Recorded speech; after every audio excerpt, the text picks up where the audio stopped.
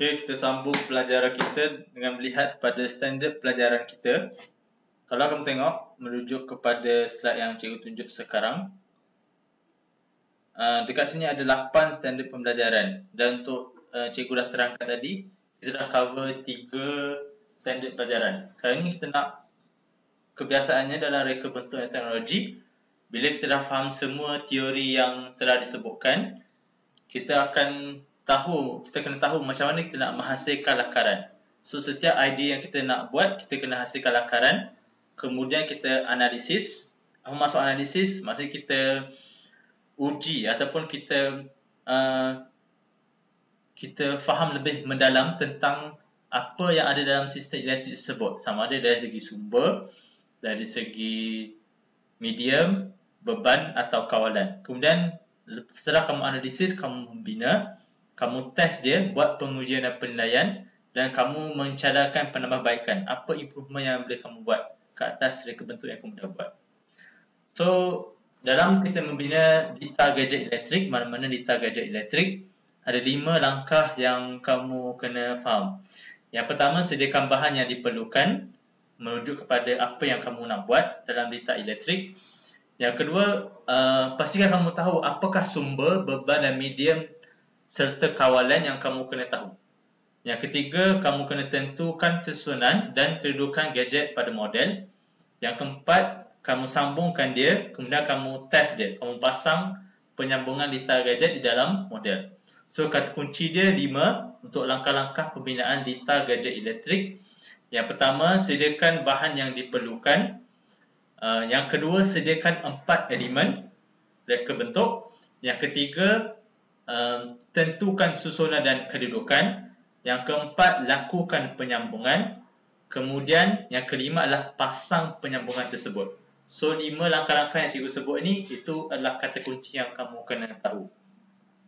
So, yang berkaitan pasal RBT ni sebab sebenarnya kamu kena buat dulu, baru kamu analisis dan sebagainya. Sebab kalau kita buat dulu, kita tahu apa masalah dia, apa perbezaan teori dengan praktikal yang akan kita buat. So, ini cikgu tunjuk salah satu contoh lah. Penyambungan yang biasa, ada switch, ada bateri, kemudian ada lampu menyala. Ini contoh rumah, tekan switch, terus menyala pada dalam rumah tersebut lah. Kita tengok video yang kedua. Video yang kedua, rumah yang sama, penyambungan yang sama. Jadi contoh dia membina gadget elektrik. Menarik? Okey, kita tengok contoh yang seterusnya. Contoh yang seterusnya, video. Macam mana apabila pintu tu dibuka, lampu akan menyala. Okey, tengok. Kalau kamu perasan dekat sini, dia ada switch micro. Okey, switch micro bila tutup, lampu pun akan tertutup juga.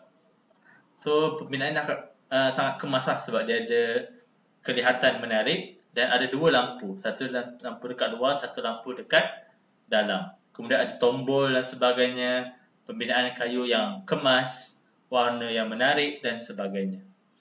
So, sekarang cikgu sambung tentang contoh-contoh yang lain. Cikgu ambil daripada slide Cikgu Nathan. So, untuk kamu faham tentang untuk kamu kuasai tentang reka bentuk elektrik, sebaiknya kita kena buat lakaran dulu. So, ini contoh-contoh lakaran lah yang kamu boleh tengok dan kamu boleh faham. Kalau tengok pada gambar rajah ni, ada 2 switch micro, ada 4 lampu dan juga bateri 4. So, bergantung kepada apa yang kamu nak guna dengan sistem elektrik tersebut. So, ini salah satu contoh dia. Yang kedua, macam mana daripada lakaran tadi, kamu sambung kepada rak ataupun gadget tersebut. Tengok, tadi kita perasan ada guna 4 mentol. Ada switch micro. Macam mana dia sambungkan pada gadget ataupun kepada almari kecil ni lah. So, macam mana dia dibentuk melalui realiti, ini bentuk dia. So, kalau kamu perasan, dekat sini ada 2 switch micro. Dekat sini ada 4. 1, 2, 3, 4 lampu. Kalau kamu tengok, design dia sangat menarik. Sebab dekat bahagian atas ni, kalau kamu perasan, ni, bahagian atas ni adalah dia punya lock dia. Maksudnya, dia tak nak bagi pintu tu terbuka. So, dia lock dia dekat bahagian atas ni. Satu lagi perkara yang menarik yang cikgu boleh tengok dalam gambar ni adalah dia punya cermin dia. So dia ada cermin, so kita boleh nampak barang dekat dalam tu. So kita boleh which is satu ciri-ciri yang menarik lah dalam gadget yang dalam gambar ni. So kalau kamu boleh tengok, kamu boleh decide sama ada nak buka sebelah dengan tutup sebelah. Kalau kamu tengok, kalau kat sini dua-dua tutup. So lampu kedua-duanya tertutup.